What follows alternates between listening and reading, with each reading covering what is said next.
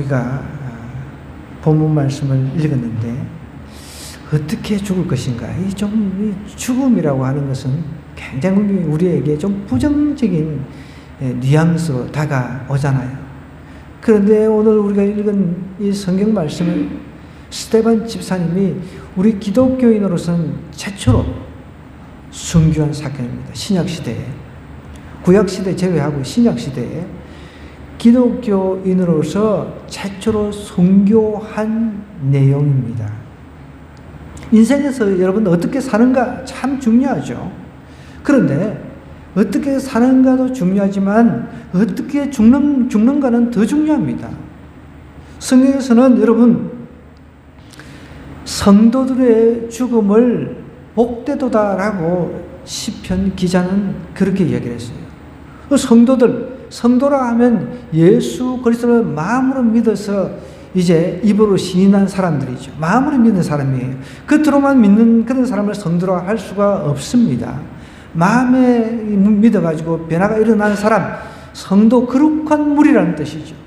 성도의 죽음은 귀하다는 거죠. 복되다는 것이죠. 오늘 우리가 읽은 성경 한번 보십시오. 한 편의 설교를 마치고 순교를 한 사람입니다. 저도 이 말씀을 묵상을 하면서 나도 이처럼 이렇게 살다가 죽고 싶다. 설교하다가 돌에 맞아 죽고 싶다. 여러분 이게 얼마나 멋있는 죽음입니까? 설교하다가 죽는 게 목사의 꿈이죠. 근데 스데반 집사님은 설교하다가 죽었어요. 한편의 설교를 마치니까 사람들의 반응이 틀립니다. 베드로 사도가 설교를 했을 때는 3,000명이 회개를 했습니다. 3,000명이 회개를 하고 어떻게 할고 그래서 주 예수를 믿으라 그리하면 산다 그러니까 구원을 받는다고 하니까 다들 예수를 믿어서 구원의 역사가 일어났다는 거예요. 그런데 한편의 설교를 듣고서 어떤 사람은 이렇게 이를 갈면서 스데반 집사님을 갖다가 돌로 쳐서 죽였어요.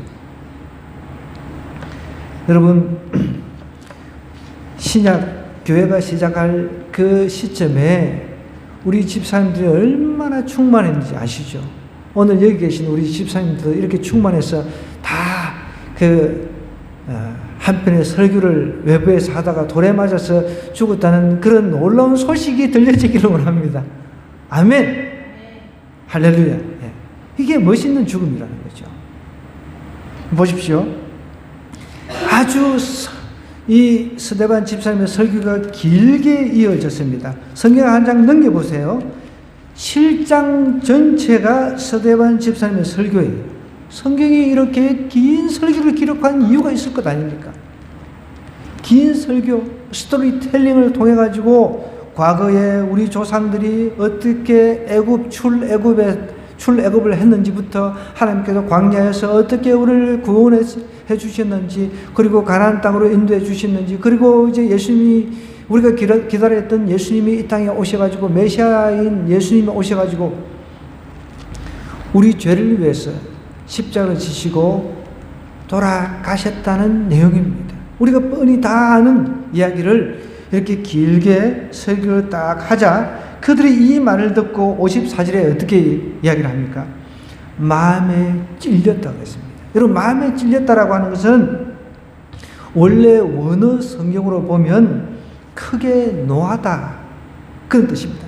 마음에 찔려가 감동을 받아가지고 회개가 터지고 그게 아니라 여러분 진짜 마음에 찔리면 회개가 터집니다. 감동을 받으면 회개가 터지는 거예요. 우리 청소년 수련회 3명을 보냈는데 1명이 마음에 감동을 받아가지고 회개가 터졌어요. 너무 감동적입니다. 여러분 감동적이지 않습니까? 저는 3명 다 이렇게 다 감동을 받아 이렇게 정말 회개가 터지면 참 좋았겠는데 그래도 하나님께서는 1명에게 감동을 주셨어요. 통회하고 자복하는 그 마음을 주셨다는 거예요. 나머지 2명도 조만간에 아마 또 하나님의 감동을 주실 겁니다. 하나님께서 주시는 그 감동은 시와 때는 하나님이 정하시는 거예요. 우리 인간이 정한 게 아닙니다. 그런데 보십시오. 이 말을 듣고 이제 한편의 설교, 스데반 집사님 한편의 설교를 딱 했는데 마음에 크게 노했다는 거예요. 감동을 받아야 되는데 내가 이 말씀을 듣고 어찌할꼬 나는 우리가 죽인 분이 하나님이셨구나 이렇게 깨닫고 통회하고 자복해야 되는데 오히려 마음이 크게 노하는 일이 생긴 거예요. 그래가지고 보십시오. 스데반이 이제 성령 충만을 스데반 해가지고 설교를 했는데 이 사람은 악에 어떻게 보면 충만한 거죠. 스데반은 성령 하나님에 의해서 충만해졌다라고 한다면 이 사람들은 스데반의 설교를 들었던 사람들은 사단 마귀에 의해 가지고 막 열받은 상태, 뚜껑이 열려버린 겁니다. 그래가지고 어떻게 했다고? 이를 갈았어요. 여러분, 이는 어떻게 갑니까? 잠자다가 막 잠꼬대가 이를 가는 경우 있잖아요. 그죠? 이를 버득버득 가는. 그런데 그런 상태를 제외하고 대다수 화가 났을 때, 막 내 앞에 원수가 있을 때 이를 버득버득 갈잖아요. 막 성질나가지고. 지금 그런 상태가 된 거예요. 하나님께서 스데반 집사님을 통해서 성령의 감동을 받아서 한편의 설교를 딱 했는데 그 설교를 듣고 통회하고 자복하기는 그냥 이를 버득버득 갈았다는 것이죠.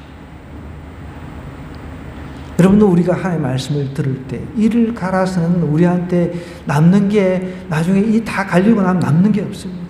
밥도 먹기 힘듭니다. 이 갈아서는 안 돼요. 마음에 찔림 받아가지고 여기서 마음에 찔렸다고 하는 이 원어의 뜻은 화가 났다는 뜻인데 마음에 우리는 은혜를 받아야 돼. 감동을 받아야 된다는 거죠. 스데반은 보십시오. 55절에 보니까 성령 충만하여 하늘을 우러러 주목했다 그랬습니다. 성령 충만하니까 하늘을 우러러 막 이렇게 주목해서 보니까 거기에는 하나님의 영광과 및 예수께서 하나님 우편에 서신 것을 본 거예요. 여러분, 성경 66권 전체를 통해 가지고 하나님의 영광을 바라본 사람들 몇 되지 않습니다. 특별히 예수님께서 하나님 우편에 앉아 계신 것을 본 사람은 스데반이 처음이란 말이에요.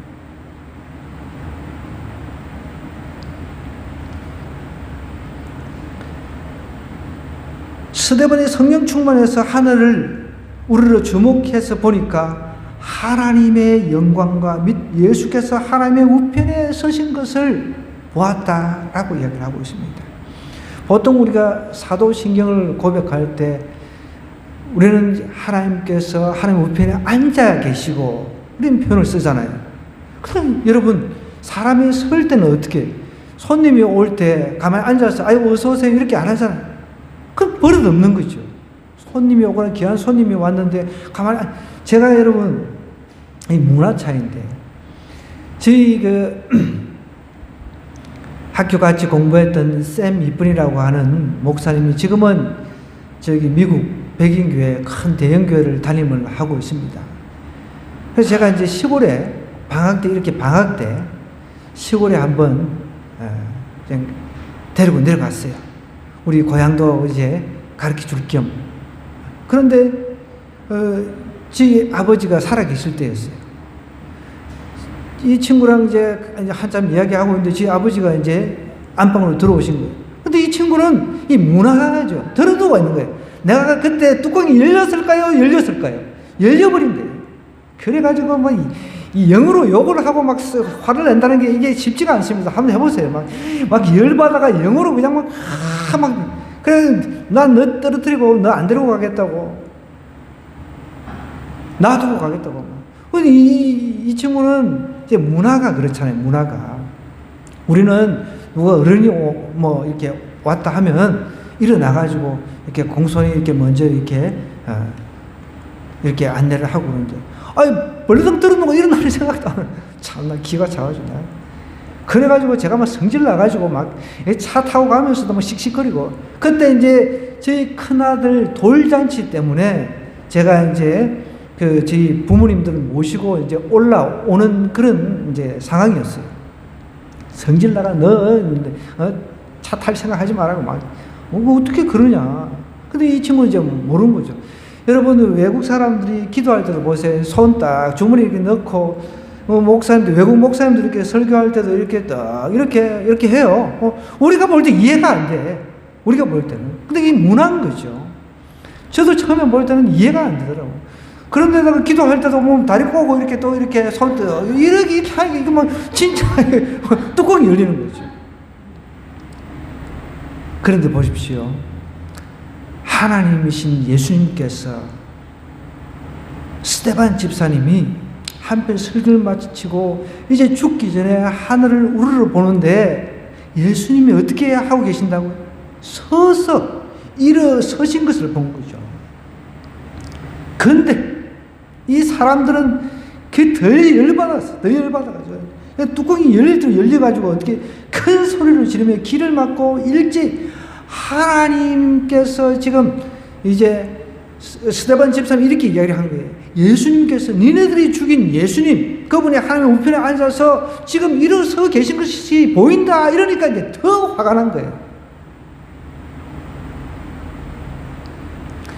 스데반 집사님도 여러분 예수님처럼 하나님을 모독한 신성 모독죄로 처형을 당한 거예요.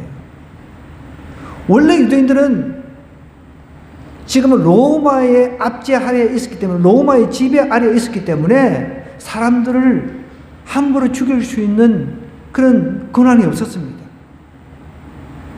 함부로 사람을 죽일 수가 없었어요. 그래서 자기들 마음대로 종교적인 그런 판단에 의해 가지고 사람을 죽여버린 거예요. 돌로 쳐서.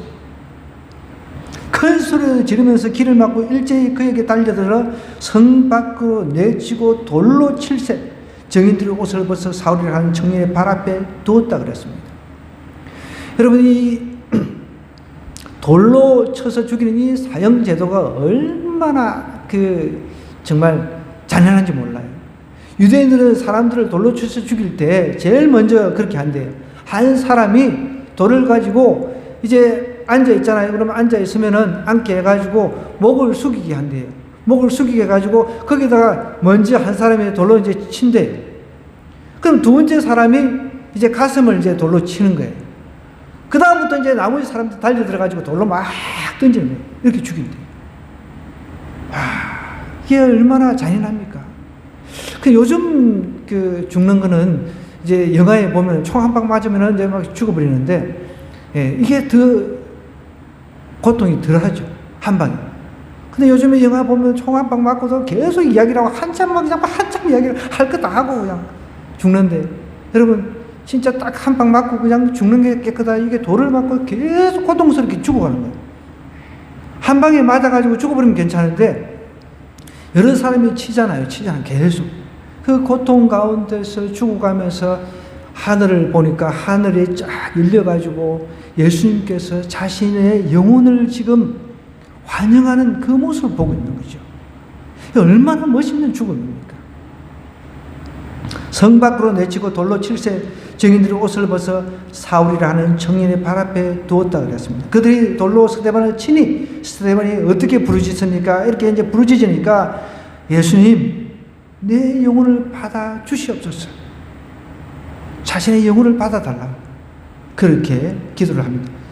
좀 특이한 게 예수님이 기도의 대상입니다. 우리가 보통 이제 하늘에 계신 우리 아버지 성부 하나님의 기도의 이제 대상인데, 예수님도 하나님이시니까 기도를 받으시는 분이죠. 예수님, 내 영혼을 받아주세요. 이렇게 하고 무릎을 꿇고 크게 불러 이르되 주의 이 죄를 그들에게 돌리지 마옵소서 하면서 예수님께서 돌아가실 때 그 모습하고 아주 비슷한 형태로 스데반이 순교를 합니다. 기독교인 최초로. 저는 이 본문을 쭉 이렇게 묵상을 하면서 백성과 스데반을 한번 비교를 해보았습니다. 백성들은 진리의 책망에 대해서 이를 갈고 분노하면서 장차 지옥에서 이를 갈고 후회하게 될 것을 생각하지 않는 거죠. 이렇게 스데반을 돌로 쳐서 죽인 사람들은 지옥에 다 가가지고 이를 갈면서 후회하고 있을 것입니다. 지금도. 누가복음 보면 여러분 부자와 나사로 이야기 한 번쯤 다 들어보셨잖아요. 그죠? 그런데 부자도 죽고 나사로도 죽었습니다. 가난한 그 거지 나사로도 죽었습니다. 부자는 천국을 갔습니까? 아닙니다. 부자는 지옥에 갔습니다. 거지 나사로는 천국에 가서 아브라함 품에 안겨서 위로받고 있었습니다. 그런데 문제는 지옥에서 천국이 보인다는 것입니다. 지옥에서 천국이 안 보이면 이 지옥밖에 없구나라고 생각할 수도 있는데 지옥에서 보니까 천국이 보이더라는 것이죠. 누가복음 16장 23절에서 24절에 보니까 그가 음부에서 고통 중에 눈을 들어 아브라함과 그의 품에 있는 나사를 보고 불러 이르되 아버지 아브라함이여 나를 긍휼히 여기사 나사를 보내어 그 손가락 끝에 물을 찍어 내 혀를 서늘하게 하소서. 내가 이 불꽃 가운데서 괴로워하나이다 라고 이야기를 했습니다. 불꽃 가운데서 부자는 괴로워하고 있다는 거예요. 이를 갈고 있다는 겁니다. 그 부자는 정말 매일같이 연락을 했다. 매일같이 파티를 벌였다는 거예요. 매일같이 여러분 고기, 돼지고기, 송아지장 스테이크부터 시작해가지고 여러분 온갖 진귀한 산의 진미는 다 쌓아놓고 먹었습니다. 그랬던 이 부자는 지옥에 가서 물도 한 모금 마실 수 없는 고통 속에 이를 갈고 있었다는 거죠. 백성들이 이제 그런 꼴을 당한 것이죠. 스데반을 죽인 이 백성들. 스데반은 어떻게 됐습니까? 진리의 그 책망에 분노하는 대신 스데반은 오히려 하늘에 계신 그 예수 그리스도, 자기가 마음으로 믿어서 구원받았던 예수 그리스도를 바라봅니다. 땅에 있는 재판관보다는 하늘에 있는 재판관이신 예수님을 바라보신 것이죠. 그러니까 의지의 대상이 틀린 거죠. 의지의 대상이. 그래서 오늘 우리가 읽은 이 본문을 가지고 저는 한 두 가지로 요약을 좀 해보았습니다. 아까 전에 제가 서두에 어떻게 죽을 것인가 이것을 제목으로 한번 잡아보았는데 여러분 우리 주님, 우리 하나님은요 우리 성도가 순교하는 것을 위대한 일로 본다는 거예요. 아까 전에 일었었잖아요. 예수님께서 스데반의 순교를 일어나서 받아들였다는 겁니다. 히브리서 8장 1절에 보니까 지금 우리가 하는 말의 요점은 이런 대제사장이 우리에게 있다는 것이라. 그는 하늘에서 지극히 크신 이의 보좌 우편에 앉으셨다 그랬습니다. 여러분 우리가 모든 사람은 한 번 다 죽잖아요. 한 번 죽는 것이 끝이 아니라 죽고 난 뒤에 심판이 있다라고 분명히 말씀을 하고 있습니다. 근데 그 심판이 지옥 심판이냐 천국 심판이냐 이것은 확연하게 믿음에 따라서 갈리게 되는 거죠. 그런데 죽는 것 중에서 가장 하나님께서 귀하게 보시는 그 죽음이 순교라는 것이죠. 예전에 한 10여 년 전에 제가 이 책에 대해서 한번 소개를 했는데 다시 한번 제가 꺼내서 한번 여러분에게 요약해서 한번 말씀을 해서 드리겠습니다. 신성종 목사님이라고 하는 분이 계신데 이분이 원래 총신대학교 교수로 오랫동안 재직을 했습니다. 또 우리나라 대표 교회인 충영교회에서 목회를 하시던 분이에요. 이분은 학교에서 오랫동안 천국과 지옥을 가르쳤는데 정작 자신은 천국과 지옥에 대한 확신이 없었습니다. 왜냐하면 의심이 많으신 분이었거든요.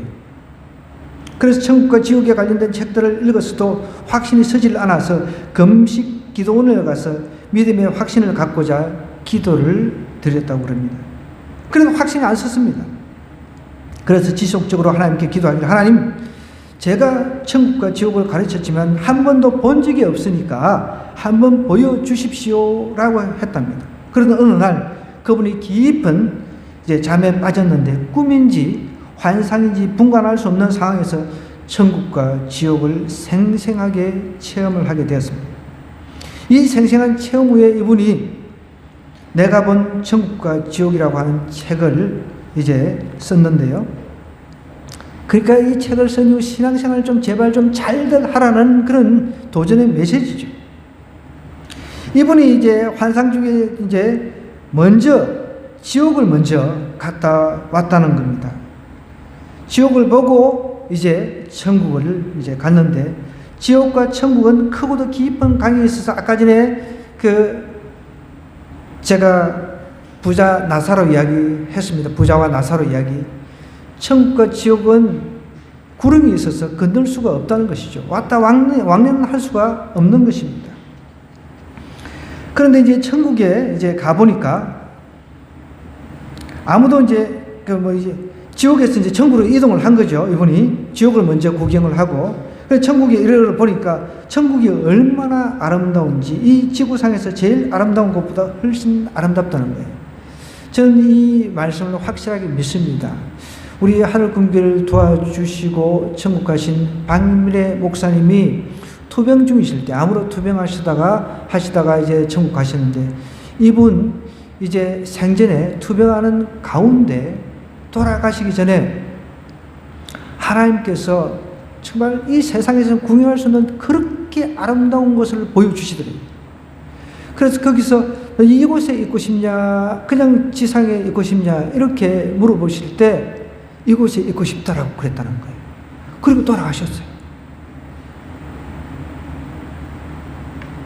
이 세상에서는 도저히 구경할 수 없는 그 아름다운 곳을 구경을 하시고, 이분도. 그래서 이 신성종 목사님이 천국에 가보니까 얼마나 아름다운지 지구상에서 제일 아름다운 것보다 훨씬 아름다웠다는 것이죠. 이 천국 들어가는 길에 이제 불이 활활 타오르고 있는데, 이는 지옥불과는 완전히 다른 불이었다는 거죠. 마치 번제처럼 옛사람을 다 태우고 성결케 하는 성령의 불이었다는 거죠. 이것은 천국에 오는 사람은 부족함과 허물이 성령의 불로 새로워지는 과정이라 더 이상 변화될 필요가 없는 거죠. 변화되어 천국에 들어가는 이제, 그죠, 우리가. 여기에 우리의 복이 있다는 것입니다. 근데 천국 이제 들어가는 가운데 이제 또 이제 두 번째 잔잔한 호수가 있더랍니다. 이것은 천국에 들어가는 사람들이 마음의 질병을 치유하는 생수라는 거죠. 세상에 겪은 마음의 고통, 아픔 등을 다 치유받고 깨끗해진 상태에서 천국에 들어간다는 거예요. 만약에 마음의 고통들 이런 것들을 천국에서 계속 유지를 한다고 생각해 보십시오. 얼마나 고통스럽겠습니까? 이런 것들을 다 치유받고 천국에 들어간다는 거죠. 그러니까 천국에서는 과거의 아픈 경험들을 기억하는 사람이 없다는 것입니다. 여기에 하나님의 복이 있는 것이죠. 그래서 굉장히 성경적인 거죠.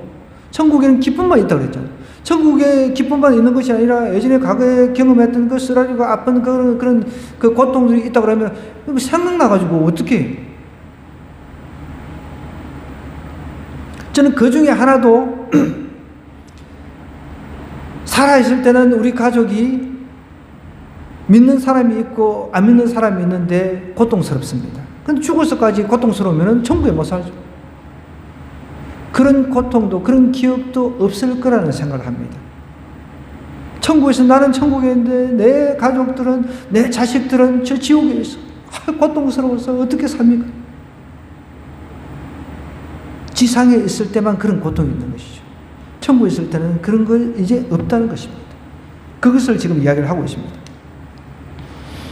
또 이제 이 목사님이 보니까 천국 문이 해전문으로 되어 있다는 거예요. 물론 이분이 본 천국의 어떤 환상, 이것이 전부는 아닙니다.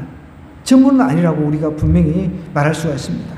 해전문식으로 되어 있어가지고 한 사람씩만 들어가게 되어 있더래요. 그런데 이마와 오른손에 하나님의 인을 맞은 사람들만 들어갈 수 있도록 되어 있답니다. 이건 성경 계시록에서도 이야기하는 부분이니까 성경적인 거죠. 그런데 그 해전문 앞에서 천사들이 어서 오세요. 그동안 세상에 수고가 많았습니다. 당신은 승리하셨습니다. 이제는 이곳 천국의 시민입니다. 라고 하더랍니다. 그동안 땅에서 당한 모든 수고와 눈물을 주님께서 닦아주시고 위로해 주실 것입니다. 이곳에서 당신은 주님과 함께 영원토록 복락을 누리며 천년 동안 왕노릇 할 것입니다. 라고 말하더라는 거죠. 이게 성경적인 거죠. 스데반은 순교해가지고 죽었지만 천년 동안 왕노릇 할 사람인 것이죠. 그 천국문을 이제 통과해서 들어가니까 이제 중요한 게 이겁니다. 하나님의 보좌가 보이는데요. 그 앞에는 어린 양 되시는 예수님이 계셨습니다. 그 주변에는 네 천사장들이 있었고 첫 번째 줄 그룹에 앉은 성도들 앞에 수많은 천군 천사들이 영원토록 하나님을 찬양하고 있었다는 겁니다. 그런데 그 천사들의 찬양은 세상의 어느 것과도 비교할 수 없고 아름다운 그런 노래였다는 거죠. 제가 지금 이제 설명하려고 하는 것이 이겁니다. 천국에 가니까 이분이 천국에 가서 보니까 12줄로 이렇게 되어 있는데 12그룹으로 예수님과 가장 가까운 그룹부터 1그룹, 2그룹 이렇게 쭉 12그룹으로 나눠졌는데 그 첫째 그룹의 사람이 순교자라는 겁니다. 그래서 제가 지금 이걸 설명하려고 하는 거죠. 스데반 집사님은 주님을 위해서 죽었습니다. 순교했습니다. 돌에 맞아 죽었습니다. 주님이 가장 가까이에 두고서 영원히 산다는 거죠. 그 첫 번째 그룹의 자리에 보니까 아름답고 빛나는 맨션들이 마치 별장처럼 멋지게 지어졌는데 바로 그곳에 순교자들로 가득 찼더라는 거죠. 여러분, 우리가 순교하고 싶다 해서 순교하는 게 아니에요. 순교하고 싶다고 해서 순교하는 건 아닙니다. 하나님께서 순교자의 피를 다 받으시는데 이 스데반의 순교의 시작으로 인해 가지고 나중에 그 모습을 본 사도 바울도 순교했잖아요. 그죠? 사도 바울이 그때 청년 때였단 말이에요. 사도 바울이 여기 보면 사울이 그가 죽임 당함을 마땅히 여기다가 8장 1절로 가보면은 사울이 그것을 지켜보고 있었어요. 그 나중에 이 사울이 바울이 됐잖아요. 순교 당한 것을 보고 자기도 전설에 의하면 이제 나중에 복음 다 전하고 로마에까지 가서 복음을 전하고 자기도 목이 달아나가지고 죽었는데 목에서 전설에는 모르겠습니다. 저도 뭐 전설이니까 흰 피가 났다고 그래요. 흰 피가. 빨간 피가 난 게 아니라 흰 피가 났다고 그럽니다. 그러니까 첫 번째 그룹에 보니까 순교자들로 다 가득 찼는데 유다를 제외한 제자들 있잖아요. 대다수 이제 순교를 했잖아요. 요한 계시록을 지은 그 요한 빼고는요. 신약의 13서신을 쓴 사도 바울 순교했습니다. 그 다음에 이런 분도 계신데요. 우리 한국에서 이제 1935년 만주에서 복음을 전하다가 생매장 당한 한경희 목사님. 6.25 때 순교한 손양원 목사님 여러분 아시죠? 손양원 목사님. 주기철 목사님 아실 거고, 주기철 목사님. 그 외에 이제 로마 시대와 그 외에 다른 시대에 순교한 사람들로 제1라인에 가득 차 있더라는 거죠. 그런데 이분들이 쓴 면류관이 다른 그룹들의 면류관보다 더 뚜렷하게 빛이 나고 있더라는 거죠. 성경에 보면은 우리가 달려갈 길을 다 마치고 난 뒤에 우리가 이제 쓸 면류관이 있다고 그랬거든요. 오늘 우리가 스데반 집사님 이야기를 하고 있는데 이 스데반의 뜻이 면류관입니다. 그리스로, 라틴어로요. 면류관 뜻입니다. 스데반 집사님의 뜻이 뭐라고요? 이름의 뜻이 면류관입니다. 면류관. 스데반 집사님은 예수님 제일 가까운 곳에서 면류관을 받아 쓰고 있는데 그 면류관이 다른 그룹들에 비해서 더 빛이 난다는 거죠. 그래서 여러분, 이왕 죽는 거 순교해서 죽으면 얼마나 좋습니까? 여러분들이 어디 나가서 정말 복음을 전하다가 돌에 맞아 죽었다 그러면 이건 최고의 상급인 거죠. 그런데 이 신목사님이 가까이서 보니까 모세가 없더래요. 모세가. 그래서 가브리엘 천사장에게 왜 모세가 하나님 옆에 없습니까? 우리가 모세, 엘리야 하면 예수님 당시에 변화산에서 변화된 모습으로 나타난 사람들 아니에요. 진짜 최고의 사람들 아닙니까? 그렇게 물어봤습니다. 왜 모세가 하나님 옆에 없습니까? 물어보니까 이렇게 대답을 하더랍니다. 물론 모세만큼 훌륭한 분이 없습니다. 하지만 그분은 순교를 하지 않았기 때문에 두 번째 줄에 있을 것입니다. 라고 하더랍니다. 신목사님이 놀란 것은 이름도 모르는 수많은 순교자들이 바로 이 첫 번째 그룹들에 모여 있었고 빛나는 면류관을 하고 있기 때문에 놀란 것입니다. 여러분, 우리가 순교한 사람 보면 참 안 됐다고 생각하는데, 여러분, 순교한 사람이 가장 복된 사람이라는 거죠. 두 번째 줄에 이제 가본 거죠. 두 번째 줄에는 이 땅에서 전도를 가장 많이 한 사람들, 전도를 많이 한 성도들이 자리를 차지하고 있습니다. 여러분, 제가 말씀드리고자 하는 게 이겁니다. 우리 선교까지는 안 되더라도 두 번째 정도는, 두 번째 줄에는 들어갈 수 있잖아요. 거기에는 이제 스펄전 목사님, 유명한 스펄전 목사님, 무디 목사님, 빌 브라이트 목사님 같은 분들이 있었다는 거죠. 중국의 선교사로 갔던 허드슨 테일러 같은 분이 이제 두 번째 라인에 있었다는 겁니다. 더 놀라운 것은요, 목회자들보다 평신도들이 훨씬 많았다는 거죠. 스테반 집사님들, 이제 류의 그런 사람들, 복음을 전하고 이렇게 또 복음 전하다가 죽은 사람들이 많았다는 것이죠. 여러분, 성경에 보면 아름답다 좋은 소식을 전하는 자들의 발이여라고 성경은 기록하고 있습니다. 정말 아름다운 말씀 아닙니까? 성경에 분명히 복음을 전하는 발은 아름답다라고 표현을 하고 있습니다. 그래서 천국에도 가니까 그게 쓰여 있더라는 것이죠. 그리고 이 성경 구절 로마서 10장 15절 아름답다 좋은 소식을 전하는 자의 발들의 옆에는 이런 글귀도 있었답니다. 세상에서 가장 아름다운 것이 무엇인가? 그것은 아름다운 말을 하는 사람이다. 그 중에서도 주의 말씀을 증거한 전도자들의 입과 발이다. 그들의 상급은 다이아몬드처럼 영원하고 고귀하다. 이렇게 쓰여 있더라는 거죠.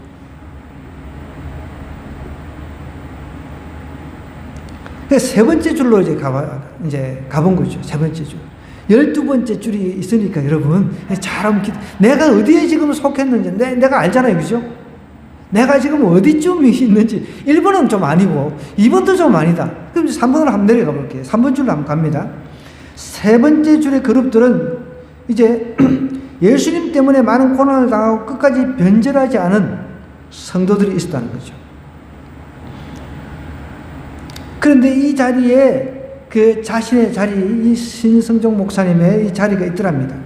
신 목사님이 죽지 않았기에 흐릿한 영상으로 보여지더랍니다. 그래서 목사님 당황해서 적어도 두 번째 줄은 돼야 하는데 하고 중얼거리니까 가브리엘 천사장이 말하더랍니다. 본래 자네 자리는 5번째인데 어려운 교회들만 다니며 고난을 당했으니까 또 이번에 내려가면 책을 써서 전도할 것이기 때문에 전도상이 추가되어서 그래도 업그레이드 되는 거라는 거죠. 자, 이제 네 번째 줄로 갑니다. 나는 과연 어디에 속했는지 한번 보겠습니다. 우리는 1번은 아니지만, 그죠? 네 번째 줄에 있는 사람들은 이름도 빛도 없이 주님의 사랑을 몸소 실천한 사람들이 있었답니다. 예를 들어서 이제 테레사 수녀 여러분 아시잖아요, 그죠? 테레사 수녀가 못내 아쉬워서 가브리엘 천사에게 이제 물었답니다. 네 번째 줄에 이제 그룹이 있었는데, 1972년 12월에 노벨 평화상을 받아서 세상에 가장 존경을 받게 된 가난한 자의 어머니인 테레사인데 적어도 두 번째 줄에는 서야 하지 않습니까? 그 천사장이 그것만도 하나님의 은혜지요 라고 대답했답니다. 이윤적석 테레사 수녀는 착한 일을 많이 했지만 하나님에 대한 믿음은 참 적었답니다. 가톨릭 신자였으니까. 그 테레사 수녀의 그 일기라든지 주고받은 편지들을 보면은 약간 좀 그 혼란스러워하는 그런 내용도 있거든요. 하나님을 의심하며 가까운 피터 신부와 주고받은 40여장의 서신에 보면 자신이 하나님을 믿는 믿음이 부족하여 마음속에 어둠으로 가득 찰 때가 있다고 고백을 했다는 것이죠. 자, 이제 5번째 줄로 내려갑니다. 5번째. 5번째 그 줄의 그룹들을 보니까 가난한 사람들을 도와주고 목회자들과 성도들을 위로하는 사람들이 쭉 서 있더랍니다. 그 옆에는 그들이 이룩한 이제 공로가 거울처럼 반짝이고 있었답니다. 이 신 목사님은 이곳에서 이제 구제에 대한 깊은 인식을 하게 되었답니다. 우리가 구제를 열심히 하니까 진짜 한 이 정도 그룹의 줄은 들어갈 수 있을 것 같아요. 그죠? 여러분들 구제 이렇게 헌금해서 우리가 구제를 하고 있으니까. 이름도 없이 빚도 없이 남을 위하여 줄 수 있는 마음을 가져야겠다는 다짐을 하게 됐습니다. 그런데 갑자기 불길 속에서 무엇인가 이제 타고 있는 것을 본 거예요, 이분이. 가만히 보니까 신 목사님이 이제 세상에서 아끼는 것이 타고 있습니다. 그 모습을 보면서 자신은 항상 가난하다고 생각했는데 사실은 필요 이상으로 많이 가지고 있었음을 깨닫게 되었다는 거죠. 결국 세상에 쌓아둔 것들은 마지막에 다 타버리고 죄만 남지만 주님을 위해 쓰고 가난한 자들을 위해 쓴 것은 다 상급으로 남는다는 사실을 알게 됐다는 거예요. 자, 이제 다 생략하고 이제 6번째. 이걸 깊이 있게 다 나누려고 하면 시간이 많이 걸리니까 책 내용을. 6번째 줄의 그룹들은 평생을 주일학교 교사와 성가대원으로 또 여러 교회 일에 봉사해온 사람들이 있었답니다. 그래도 우리 또 이제 6번째 줄에 서 있을 사람들이 있잖아요. 그죠? 주일학교 열심히 봉사하시는 분들. 근데 목사님 눈에 띈 것 중에 하나는 주일학교 교사나 성가대 그 밖에 많은 봉사자들이 있어야 하는데 없더라는 겁니다. 그래서 물었더니 이름만 올려놓고 거짓으로 봉사하거나 성실하게 교회를 섬기지 못한 사람들은 이곳에 없다고 하더랍니다. 잘 생각해야 돼요. 자, 7번째로 이제 나갑니다. 7번째 줄. 7번째 줄 그룹들 보니까 교회 건축에 힘을 쏟은 사람들이 모여있더랍니다. 이 또한 충성된 사람들이죠. 또 이제 8번째, 이제 빨리빨리 진도 나갑니다. 8번째는 성경을 가르친 교수들이 와 있더랍니다. 9번째는 아홉 번째 그룹의 사람들은 농어촌 교회 목회자들과 이들을 협력한 수많은 성도들이 이곳에 와 있더래요. 그 다음 10번째 줄에 있는 사람들을 보니까 그들이 누구냐? 기도하는 사람이었다는 거죠. 기도하는 사람들은 최소한 그래도 10번째 줄에는 들어갑니다. 특히 중보기도 하는 사람들. 여러분, 우리가 중보기도 하는 사람들이 되어야 됩니다. 내만 놓고 기도해봐야 그거 상급 없습니다. 나라 민족을 위해서, 가족 영혼 구원을 위해서, 주변 이웃 구원을 위해서 기도해야 된다는 거죠. 11번째는요, 교회 와서 아무것도 안 하고 출석만 했던 사람들이 와 있더랍니다. 11번째. 그래도 11번째, 그래도 진짜 11번째 줄에 들어간 것만 해도 감사한 거죠. 이슬람만 하는 사람들. 이런 사람들이 특거리로 11번째 그룹에 들어가 있다는 거죠. 그냥 주님의 은혜로 들어간 거죠. 여러분, 12번째 궁금하죠? 12번째. 12번째가 누구냐면 예수님이 십자가에서 돌아가시기 직전에 예수여 당신의 나라가 임할 때 나를 기억하소서 하며 구원의 손길을 내민 사람 강도 있잖아요. 그 사람이 와 있다는 거예요. 그게.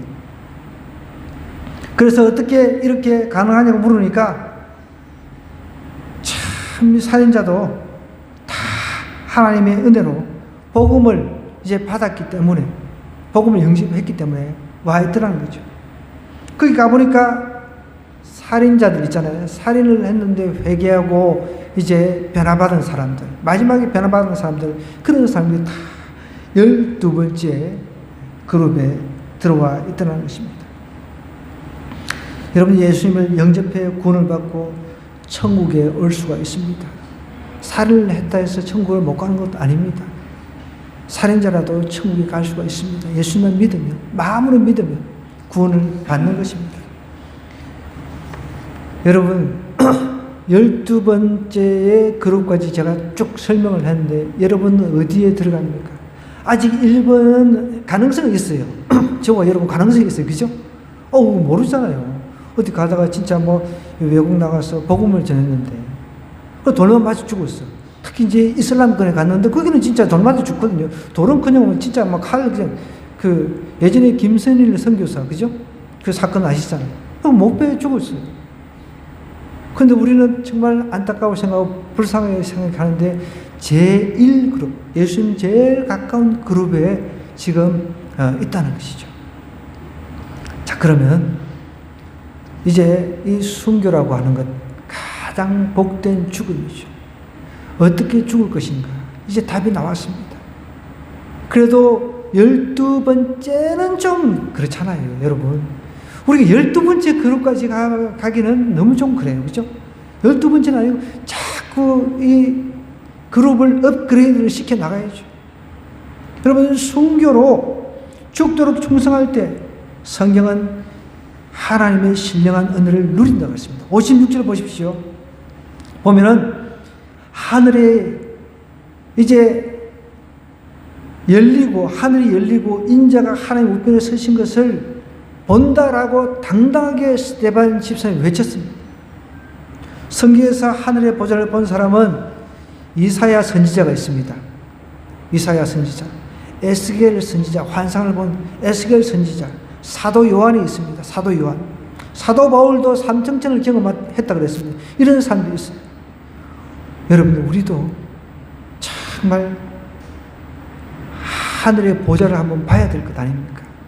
저도 늘 거기에 대한 믿음이 있습니다. 예전에 하나님께서 천사를 통해서 저를 천국으로 이끌고 가다가 제가 오줌이 마려가지고 그냥 깨가지고 그 다음부터는 한 번도 그런 꿈을 꿔본 적도 없고 그런 환상을 본 적도 없습니다. 제가 오줌 마려워가지고 깬 거 그게 너무 안타까워요. 지금도 차라리 오줌을 그냥 옷에 싸더라도 내가 천국을 갔다 왔더라면 내가 여러분들한테 그래도 삼청천 조금은 이렇게 이야기를 해줄 수 있는데, 참. 여러분, 스데반 집사님의 이름이 스데파노스, 이 그리스로 왕관이라는 뜻이라고 그랬습니다. 왕관, 면류관. 스데반 집사님은 한편의 설교를 하고 왕관을 받았습니다. 대단한 것 아닙니까? 그런데 이 사두개인들 그리고 백성들 보십시오. 영혼도 부활도 안 믿었습니다. 영생도 믿지 않았습니다. 오직 현세의 행복만은 믿었습니다. 그런 사람하고 사후가 완전히 구별됩니다. 완전히 사후가 얼마나 차이가 납니까? 여러분, 정리를 좀 하겠습니다. 주님은, 우리 하나님은요, 우리 믿는 사람들이 순교하는 것을 가장 위대한 일로 보신다는 거예요. 그러니까 일어나서 반겼다는 것이죠. 영혼을 반겼습니다. 우리에게는 영혼이 있습니다. 우리 영혼은 지옥 아니면 천국으로 반드시 가게 되어 있습니다. 그런데 저 천국으로 가더라도 우리는 1라인은 아닐지라도, 그죠? 전도 열심히 해가지고, 복음 열심히 전해가지고 2번 라인에는 들어갈 수 있잖아요. 죽도록 충성하면요, 하나님께서 우리에게 신령한 은혜를 분명히 누리게 해 주신다고 그랬습니다. 그래서 시편 116편 16절은 성도의 죽는 것을 하나님께서 귀중히 보신다고 그랬습니다. 어떻게 사는 것보다 더 중요한 게 어떻게 죽느냐가 더 중요하다는 것이죠. 그래서 계시록 2장 10절에 이렇게 이야기를 합니다. 죽도록 충성하라. 죽도록 충성하라 라고 이야기를 하는 거예요. 왜 이런 말을 했겠습니까? 죽도록 충성하면, 그리하면 내가 생명의 면류관을 내게 주리라 라고 약속을 하셨다는 거예요. 여러분, 이 땅의 삶에 우리가 시간으로 따지면 점에 불과합니다.